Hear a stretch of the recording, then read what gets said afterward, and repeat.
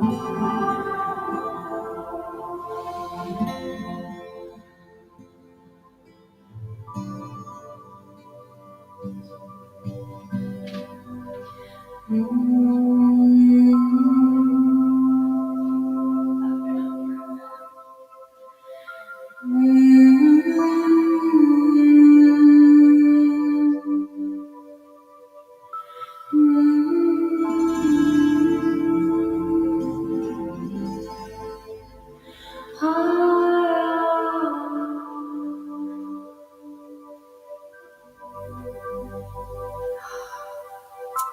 at peace.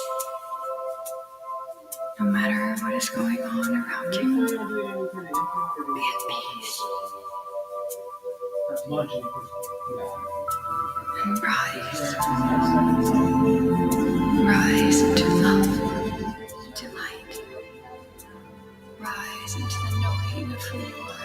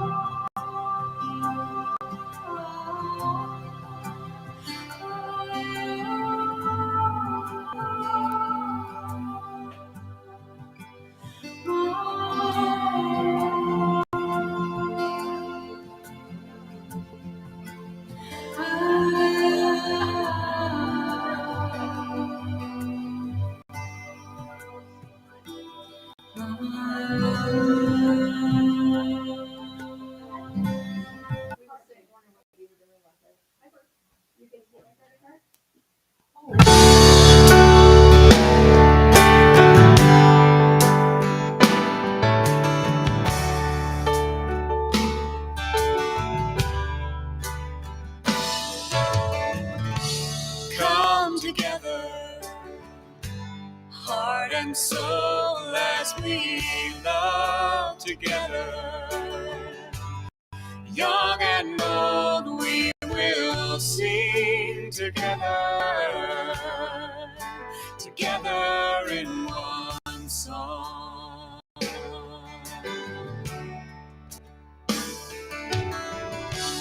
Come together, from different worlds we are drawn together.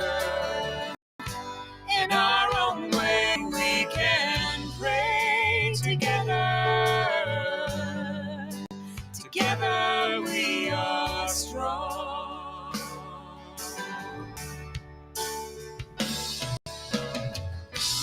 I see God in you. You see God in me. One path, one vision, one family.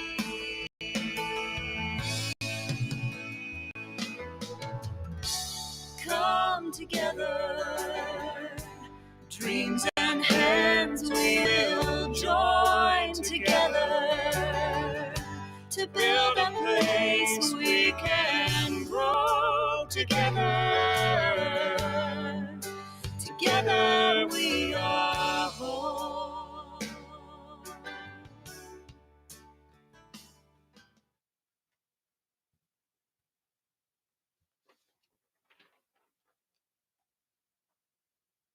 I got the wrong one, Diane.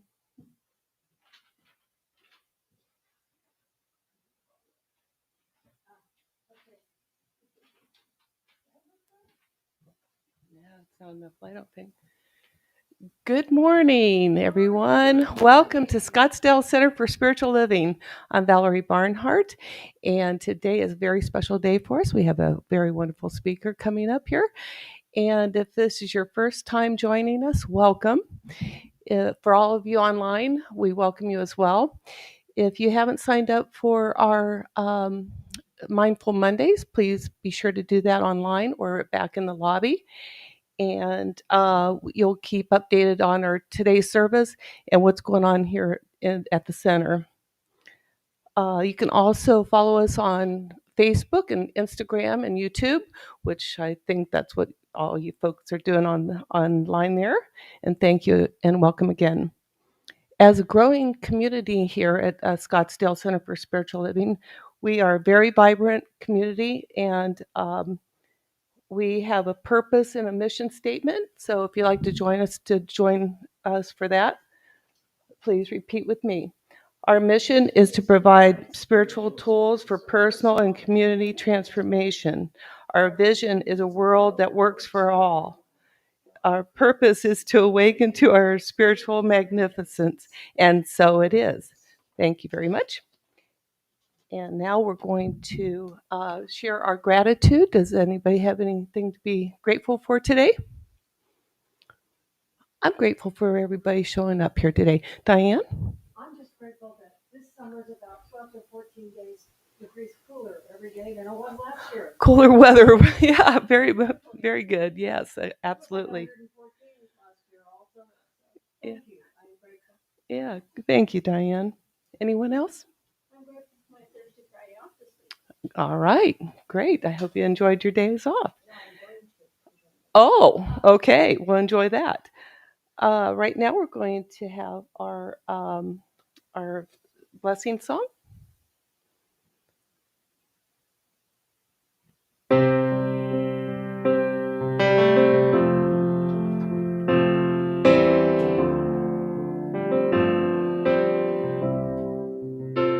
You are blessed. You are a blessing. You are blessed. You are a blessing. You are blessed. You are a blessing. You are blessed. You are a blessing. You are blessed. You are a blessing. You are blessed. You are a blessing. You are blessed. You are a blessing.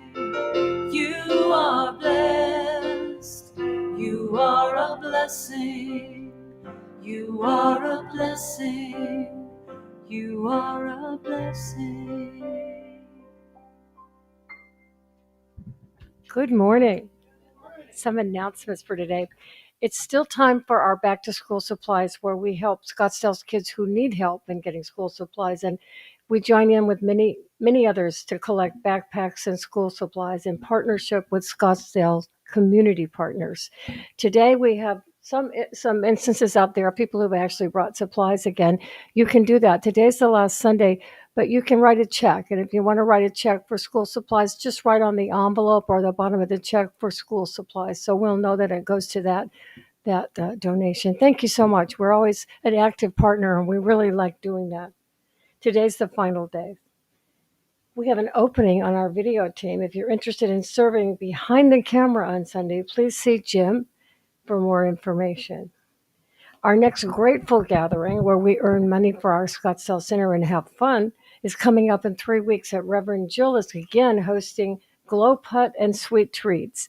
We'll gather at the Glow Putt on Shea and 92nd for a round of indoor glow-in-the-dark miniature golf, which, remember, Jill's an ace at this, so we practice a little bit before you get here. It's cool and it's fun, and we're all winners when we go next door for ice cream. Sign up today.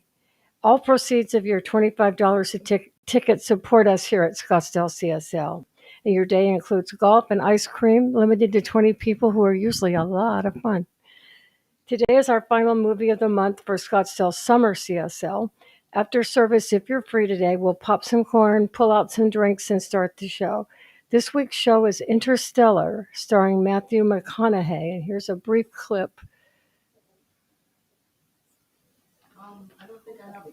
Well, we had a clip before, so if you remember, it looks good. After our message this morning, we're going to open our mic for any questions after Reverend Jeff speaks. If you have any comments, he'll ask if you have any comments or questions. And feel free to share your thoughts and your emotions about that. We love music here at Scottsdale Center for Spiritual Living. And today we welcome Reverend Jeff to tell us about the music. Do you have music? I do. Yes. Okay. You can just start it, or yes, please do that. Thanks. Go music.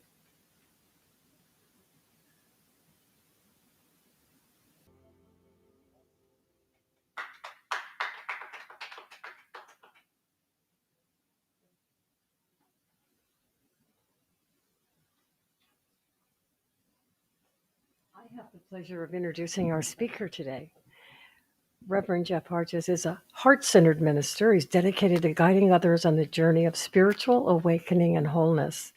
Blending metaphysical insight with real-life wisdom, his teachings explore the intersection of humanity and divinity with humility, compassion, and unconditional love. And don't be embarrassed. I know that's probably really true. Whether offering a Sunday message, leading a ceremony, or teaching an informative class, Reverend Jeff invites others to remember their true nature and to live from the inside out. His ministry is rooted in authenticity, inclusion, and the sacred power of presence as we welcome Reverend Jeff. Well, hang on. Okay. Here I am. I don't think I need a mic, but we're going to use one anyway. So that song is really, I love that song. I think it's a masterpiece. And when I was thinking about it, I was putting together this message, the idea around the gravity and pulling us in. I think originally the song is meant for a significant other. What's that? Oh. So I think that song is originally for, a significant other or a boyfriend or something like that, but it really works well if you juxtapose it into the idea around love and that being the gravity that pulls us in. So thank you very much for having me here. Can I assume there's typically more people here? And here's what I want you to know about that. I have learned a long, long ago that my ministry is about showing up to whoever comes. So if there is any discomfort, it's not mine. So please know that I prepared this service, this message, just for you. Okay. What's that? Oh, I know. I'm familiar with summertime, and I don't take anything personally. That is for sure. I also want to welcome those of you that are online, assuming there might be some online. It is great to have you here, and thank you for joining us. And it is truly an honor to be here in Scottsdale. I actually have a connection here beyond those of you that I know. Jim, I know from way back when. He's actually a friend of my brother's. So seeing him here, I was like, oh my God, that's wild. There's two worlds colliding. I didn't know you were in this world of New Thought. So it is great to see you and everybody else. You've welcomed me very, very nicely. So thank you. So I'm going to begin with a question, and that is, what if the most powerful force on the universe is love? I know it's not much of a stretch, but what if the most powerful force in the universe is love? And what if space and time and science have this together, kind of have this dance with the divine, and it is interweaved with something that is even that much greater? Well, today, we're going to go on a journey together. We are going to be going not only into the distant galaxies, but we are also going to go into the heart of consciousness itself. And we're going to be doing that through the platform of this amazing movie called Interstellar. Has anybody seen it yet? Nobody is. Jim, you've seen it? Okay, yeah, so same here. So I saw it in 2017 when it just came out. And I was like, meh, it's a good movie. But then I started putting this message together, and I'm like, oh my God, this is an amazing movie. I don't know where I missed it the first time that I saw it, that it is such it is a profound metaphysical and spiritual connection that very much falls in line with what you guys have been viewing this month. So I'm thrilled to have seen it again and to get a different perspective on it. So the synopsis is like this. In a near future Earth suffering from an environmental collapse, former NASA pilot Cooper, who's played by Matthew McConaughey, is recruited to travel through a wormhole to find a new habitable planet. And he leaves behind his daughter Murph, whose relationship with him is strained because of this departure. And he is joined with a crew that goes through that time and space together, and they face some massive challenges at the same time. And so what I got from all of this movie that I saw is that there was three kind of shining ideas that were coming forth in it. And the first is that that love is the gravity that pulls us home. The second one is that we are more than time-bound beings, and that nothing is in this, although it is our human experience of time, it is not the truth of who we are. And then finally, that faith is that bridge or that mechanism that brings us into the divine or allows us to experience a manifestation in our lives. And so I'm going to rephrase again sort of the question that I started with earlier today. I always know when I try to assume control that things go south. What do you think, Jim? Can you advance me one slide? Nope. Okay, I'm just going to read. I'm just going to read. Okay, I feel like I have control. But I don't see a quote here. The quote is, or the question that I'm asking once again, or rephrasing is, what if love is more than a feeling? What if it's a force like gravity that draws us not only toward one another, but toward our truest, highest self? And so I brought some clips with me today, and this first one that we're going to see is it's quite a bit into the movie. I think like an hour and a half has gone by, so it's been developed a lot. But I think this clip that is shown, this first clip, is kind of where everything starts to unfold in this movie, especially in kind of a spiritual connection or a metaphysical way. And so what it shows is Dr. Brandt, who's played by Anne Hathaway, and it's kind of a dialogue that she's having with Cooper. And in and through the calculations and all the things that it takes, scientific things that it takes to do space travel, she comes with this realization that is very, very spiritual.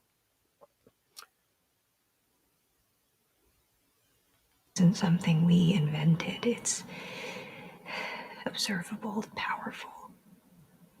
She's talking about love. It has to mean something. Love has meaning, yes. Social utility, social bonding, child rearing. We love people who have died. Where's the social utility in that? None. Maybe it means something more, something we can't yet understand. Maybe it's some evidence, some artifact of a higher dimension that we can't consciously perceive. I'm drawn across the universe to someone I haven't seen in a decade, who I know is probably dead. Love is the one thing we're capable of perceiving that transcends dimensions of time and space. And so that is her hypothesis. She sets forth that love is much more than a feeling. It is that force, that power in the universe that draws us in. And so I think it is. Um, I love the idea that what I heard at least once in the movie was around the comparison of gravity and love, because gravity in and of itself is that force, is that magnetism, is that draw that we can actually feel in our human bodies, and it's measurable somewhat, and love, although love isn't necessarily as measurable, we know it from that place right here. We can feel it. It's not necessary for us to explain it or to learn it. It's something that we know deep here within our hearts, within our very knowing, and it has that same attraction, I think, that gravity does. So I really appreciate that. And so, just as the sun, the mass of the sun, holds those planets in orbit, so too does divine love hold that guidance for us in our lives. Gravity doesn't chain a planet to the sun. It allows it to move freely about, rotating, wobbling, and being just in orbit. And yet it is still always connected by that divine source, or by the sun, the mass of the sun. And then divine love, uh, similarly, it asks us, tells us to go explore, go journey out, go wander, go ask the tough questions. I will always be here during that time. I think as I was putting this together, I kept thinking of the biblical story, the prodigal son. It's a biblical story, so hang on. It is also a very metaphysical story, as well as much of the stories in the Bible are. But it starts with the son who wants to sow his wild oats, and he decides to leave his home and his father with the inheritance. He just got his inheritance early, so he decided to leave and go a little nuts. And so he does just that. He squanders all of the money that he has, and there comes a point where he's lost. He loses his way. He loses his way physically and emotionally and spiritually. And so at a certain point in this journey that he's on, he decides there must be something more, and he feels that pull of home coming to him. And it's not so much that physical location of home as much as it is that feeling of love and belonging and connection that he's now longing for. And so he starts heading back. Starts the journey of heading back. And during that, he humbly thinks to himself that I'm not going to go, stay in the house. I don't need to stay in the house. I could sleep out in the barn with the farm animals, and that will be just fine. Um, but what happens is he gets over the crest of a hill to where he can see his home, and his father, in the same turn, can see him in the distance. And here's just the beauty of this story, is that instead of just standing there waiting for his son to come in, he runs towards his son. He runs and sprints and embraces him and doesn't ask him questions. He doesn't give shame or guilt to any of what he had done. He just welcomed him with unconditional love. And that is the absolute metaphor of the Father, or God, or of love, that it is always there. It is always present. And so just as where am I now? So love doesn't just pull us home. There's more to love than just that, because it pulls us beyond time itself. Because if love is the gravity holding our lives in alignment, then it must exist outside of ticking clocks and calendars. It's not bound by the past or the future. It just is. And that brings me to the next idea, or the next question leading to the next idea. And that is, what if we too are more than time-bound beings? What if our soul lives in the realm where all moments, past, present, and future, are happening now? So there is what is called a tesseract. And I've got a little GIF here that shows, or that animates a tesseract. And so here's what that is. It is from geometry. It is a 4-dimensional hypercube that is analogous to a 2-dimensional square and a 3-dimensional cube. And it's not really important that you understand how this works, but just to understand that in the movie, the Tesseract is an interdimensional construct where time is no longer linear, but it is experienced all at once. And for Cooper, that becomes a place where he can interact with multiple moments in his daughter Murph's life and in her life simultaneously in one. And so this clip begins where Cooper is just entering into the Tesseract itself. Eject! Eject!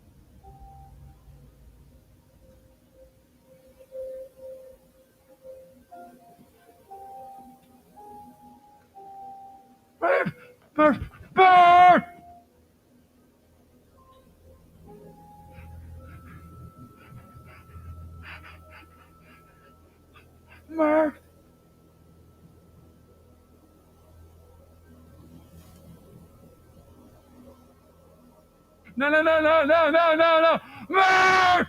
Murph! No, no!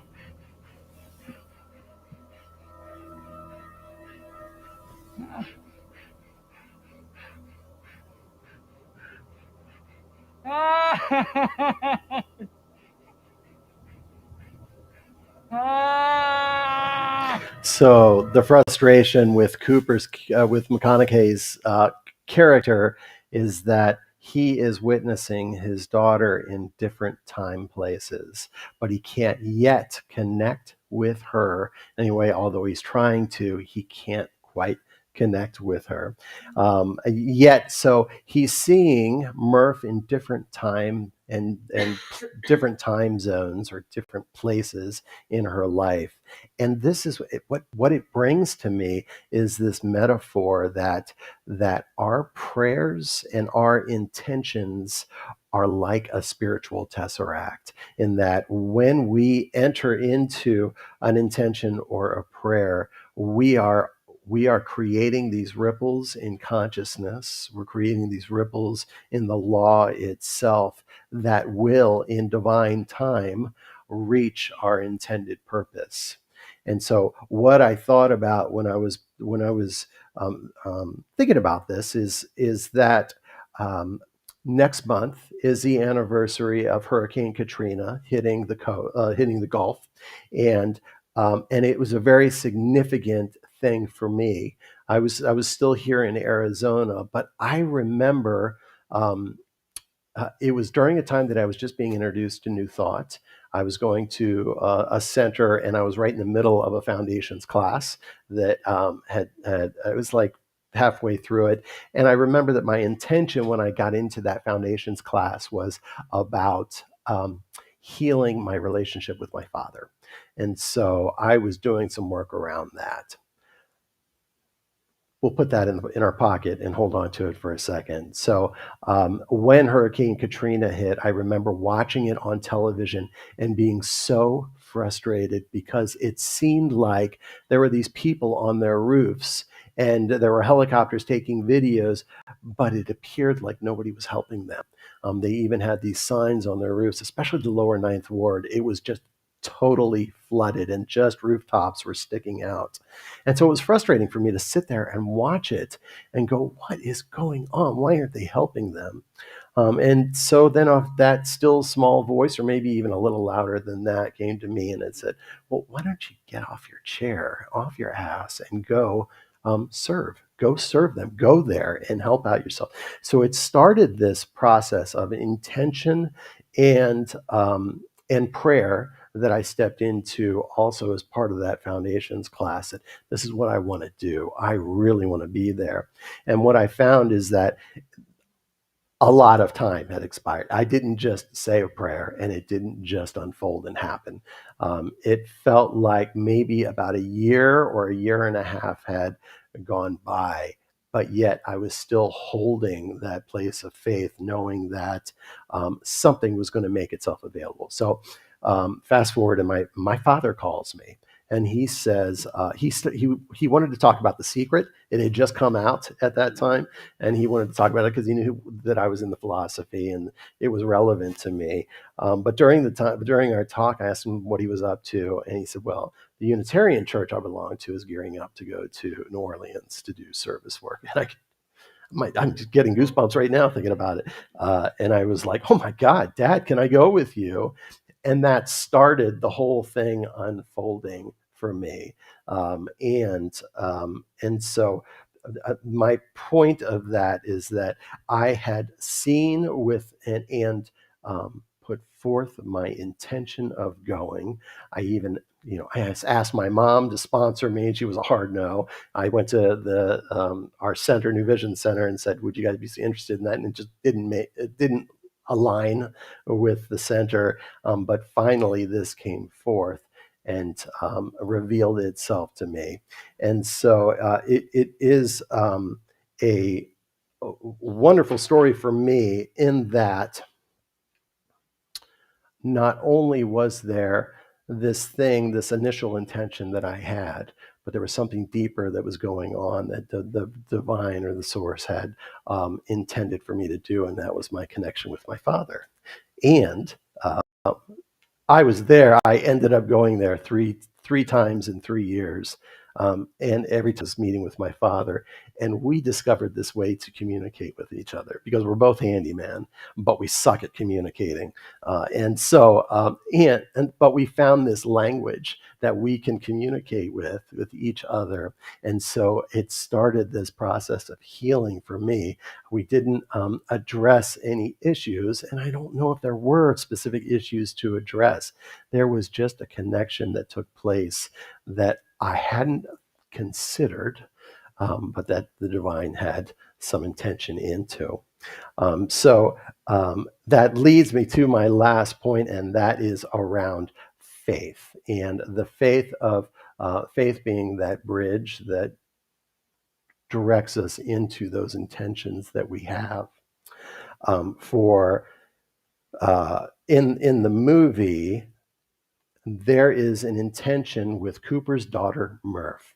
From the moment that they discovered that the earth was in trouble, she began to set an intention and was passionate about figuring out scientifically what was causing the issues with earth environmentally and how to rectify those. And so she had set this intention, but until love entered that equation, nothing happened. So when love entered the equation, that's when it all started expanding and ideas came forth. The next clip that I have is Cooper is still in that tesseract, but he finds a means by which to connect, and it is through both of their love for each other. So let's watch that.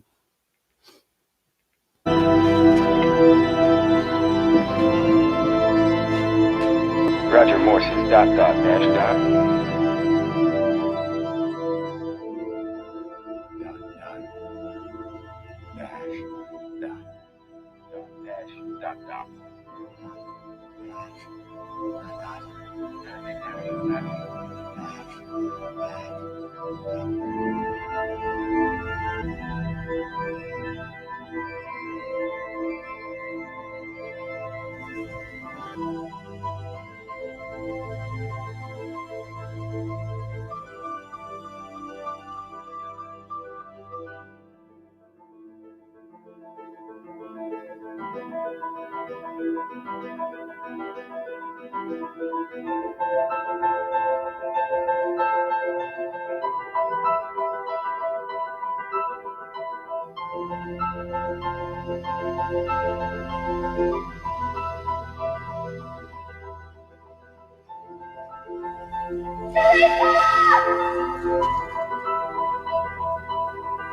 It's traditional.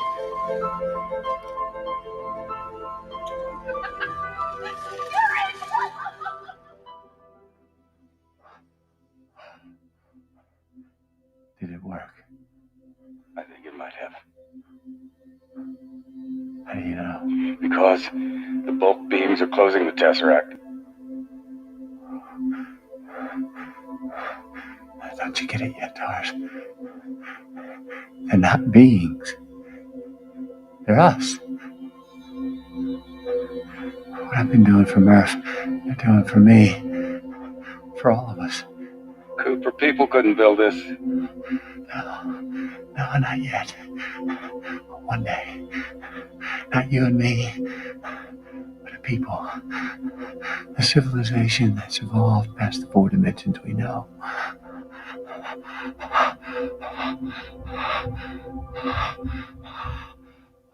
So the tesseract collapsed as soon as everything kind of fell into alignment.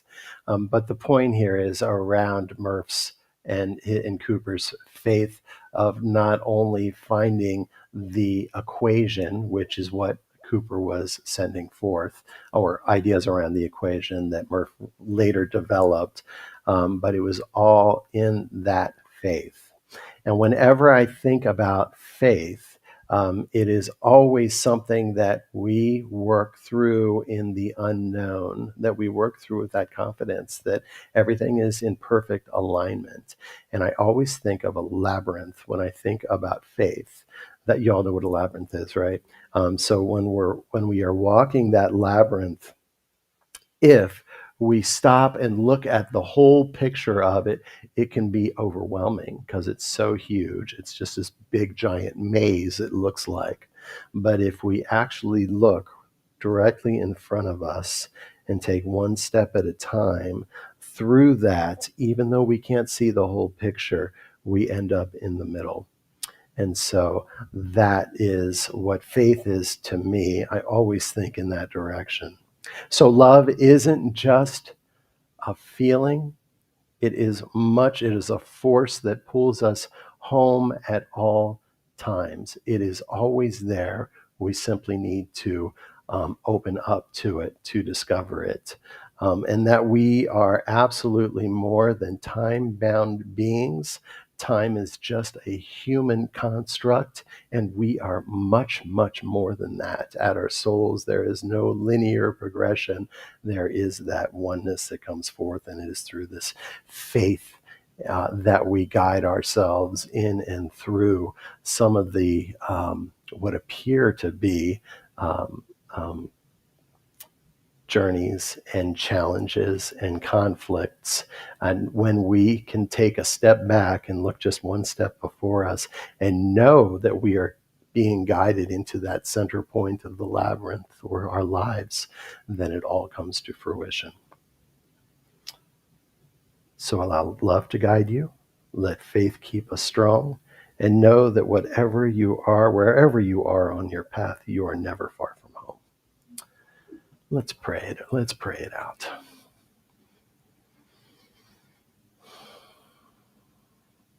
And so in this place, I recognize there is an infinite expression that is unfolding here and now. It is that connection into the divine. It is that connection that allows us to go home. And so with each step that we take, we recognize this guidance in our life. We recognize this light that is shining brightly. We recognize that we too are a part of this one, and that there is truly no time, but yet there is an infinite space for which we are all part of, that is here and it is now. And so I speak a blessing into this community, into this center. I know that Reverend Jill is in her absolute perfect place right now, giving her soul that connection with family, and Joe as well, that everybody here today is absolutely in a place of love and connection, that this center is fully divinely expressing itself in every way that it can. And so in that place of absolute gratitude, in that place of just knowing and being thankful for all that has unfolded here today, for that love that brings us home, for all that is. And so I let this be. I release this in universal law that simply says yes. I release it in faith. And together we know this truth by saying, and so it is.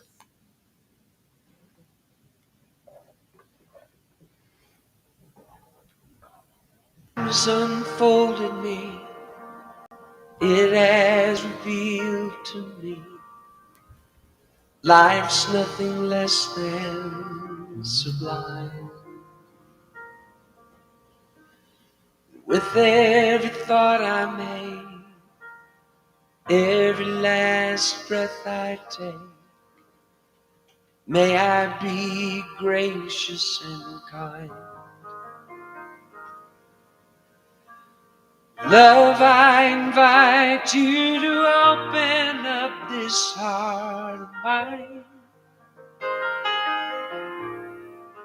Love, cover me, light any darkness. Love, cover me, right every wrong. Cause me to see love over hatred. Guide me to be faithful and strong. Love, cover me. Love, cover me.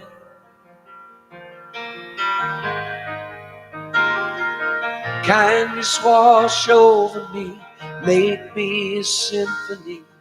Play every note you can find.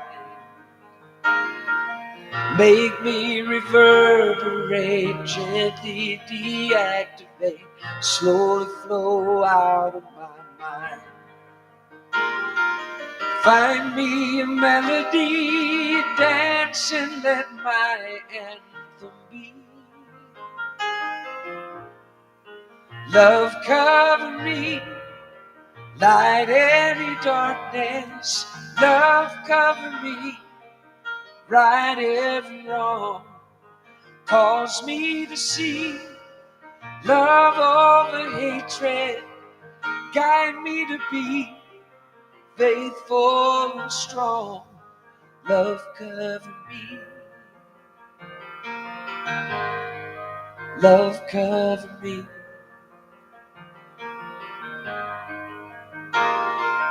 Love, love, love, love. Sing that with me. Love, love, love, love. Love, I invite you to open up this heart of mine. Love cover me, light any darkness. Love cover me, right every wrong.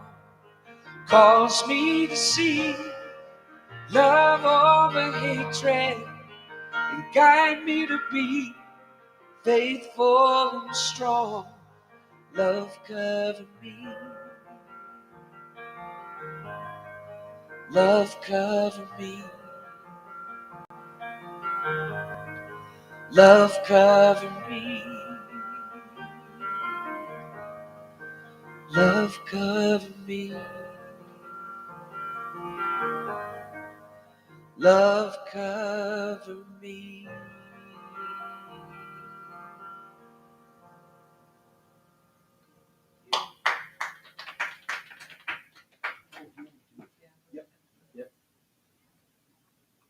All right. So we are entering into that time of circulation where we gather in a place of just being in community and and participating in all of the programming, in all of the classes, in all of the technology and everything else that is a part of it. So if you are going to be contributing, I ask that you hold that to your hearts and repeat after me. This gift I give is God in action. This gift I give is God in action. I give it in love. I give it in love. I give it in faith. I give it in faith. I give it in absolute gratitude. In absolute gratitude. And so we give from that place of knowing our circulation is strong, that all is well, that this center is supported, and that God is good. I allow it, I let it be, and I call it good. And so it is. And so it is.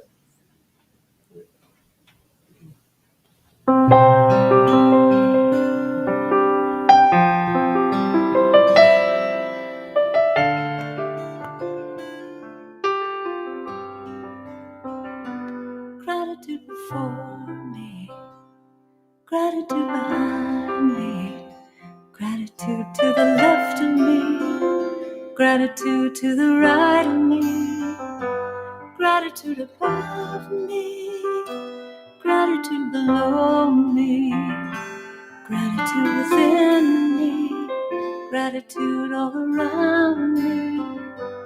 I'm so grateful, I'm so grateful, I'm so grateful, I'm so grateful, I'm so grateful, I'm so grateful, I'm so grateful, I'm so grateful.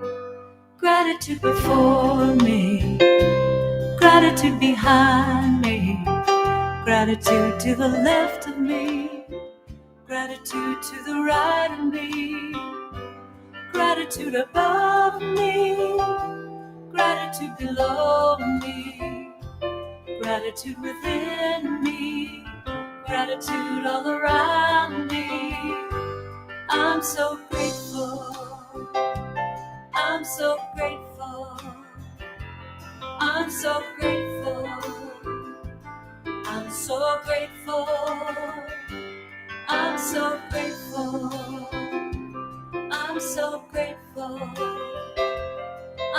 so grateful. I'm so grateful.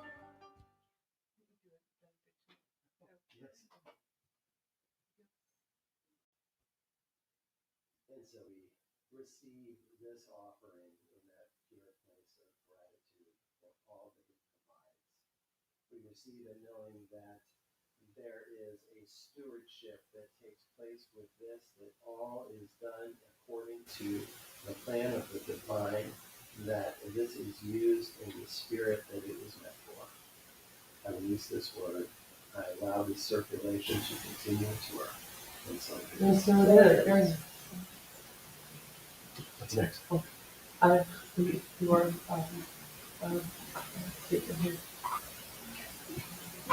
okay. I live in peace and I share my joy. I am empowered by spiritual truth. Today I dare to aim higher, and so it is.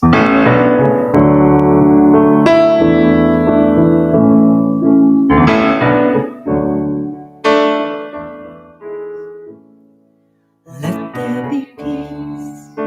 I am a stand for peace. Let there be love.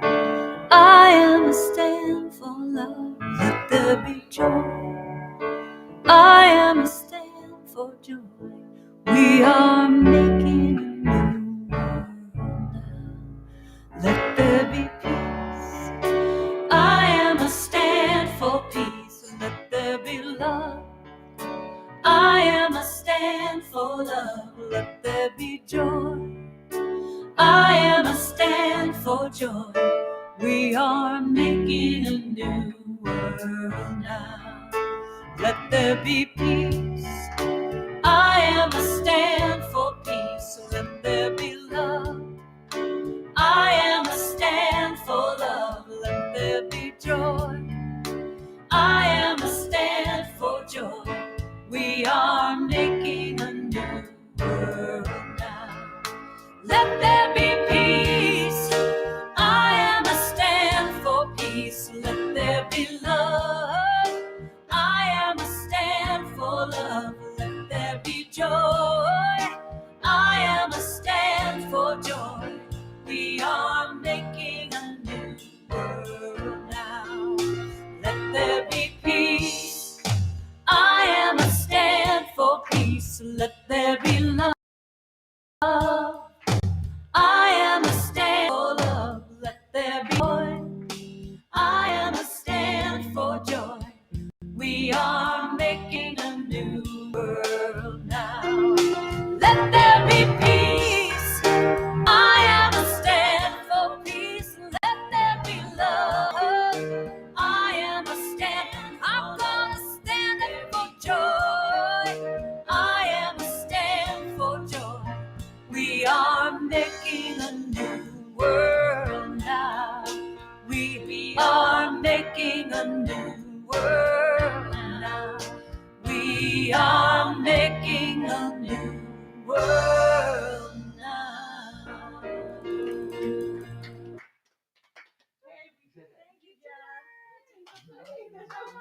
That was a great message. Yeah.